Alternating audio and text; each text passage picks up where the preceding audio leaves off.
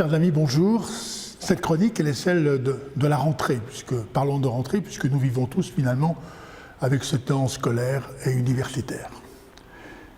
Je vous accueille aujourd'hui sur le site d'Habitat Humanisme, et nous sommes dans une maison qui accueille des sourds-muets, des malentendants et des personnes qui sont aussi en grande difficulté sociale. Les uns n'entendent pas, les autres, au contraire, ont cette possibilité de parole, mais ont plus de difficultés autrement. Et finalement, chacun s'écoute avec l'oreille du cœur.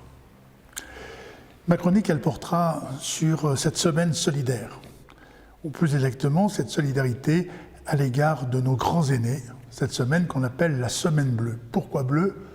Je dois vous avouer que je ne sais pas bien. Sans doute, c'est pour ce bleu, le bleu de l'horizon, un bleu qui s'ouvre, un horizon davantage éclairé et éclairé précisément par cette attention, cette vigilance à ceux qui parfois se disent « mais nous sommes les oubliés, nous sommes aujourd'hui en retrait d'une société ». C'est bien précisément aussi un des combats d'Habitat Humanisme à travers son pôle médico-social de veiller à ce que ces personnes trouvent toute leur place. Et comme c'est juste qu'elles trouvent leur place, elles doivent la trouver d'abord parce que nous sommes les héritiers de ces personnes. Elles nous ont laissé, vous savez, leur histoire c'est 2 siècles, sur 2 siècles, que de bouleversements vécus. Certaines de ces personnes ont vécu la guerre, d'autres ont vécu tout ce temps de la reconstruction après-guerre. Que d'histoire possible. Alors, il vous souvient de cet adage, si vieillesse pouvait et si jeunesse savait. Eh bien, précisément, cet adage, aujourd'hui, finalement, nous essayons de le faire tomber. Comment? Eh bien, en faisant en sorte que des jeunes puissent précisément entrer dans les EHPAD. Peut-être allez-vous me dire, mais qu'est-ce qu'ils font dans ces EHPAD? Bien, précisément, ils vivent des temps d'accompagnement, mais où la personne âgée sait qu'elle est accompagnée, mais ces jeunes aussi savent qu'ils sont accompagnés par nos aînés, ces aînés qui sont souvent des experts en humanité. Cette opération se réalise notamment avec l'agence civique des seniors. Et là, finalement, s'éveillent des moments tout à fait inattendus. Les personnes âgées, à la fois, j'ai dit les vieux, mais je le dis avec beaucoup de tendresse.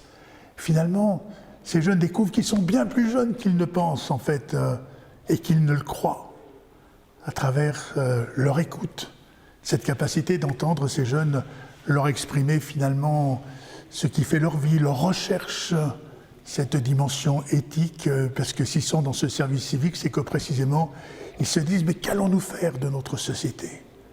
Et à travers la rencontre de la fragilité, eh bien, on devient plus humain.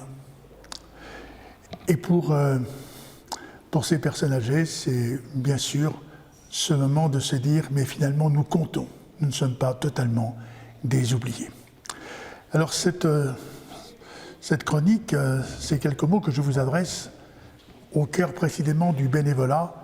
C'est précisément une invitation pour chacun d'entre nous de se dire « mais comment, à notre tour aussi, nous pouvons précisément bénévolat », il y a le mot « voler », c'est-à-dire finalement s'envoler vers l'essentiel, trace un peu de l'éternel.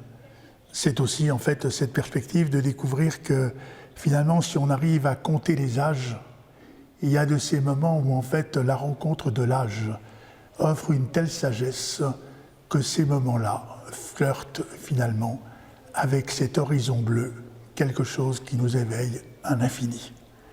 Quel magnifique, et que de beaux moments finalement sont ainsi proposés au cœur d'une réalité où souvent les jeunes disent « mais on n'a pas notre place dans notre société », et puis les personnes âgées qui disent aussi « mais finalement nous n'avons plus notre place ».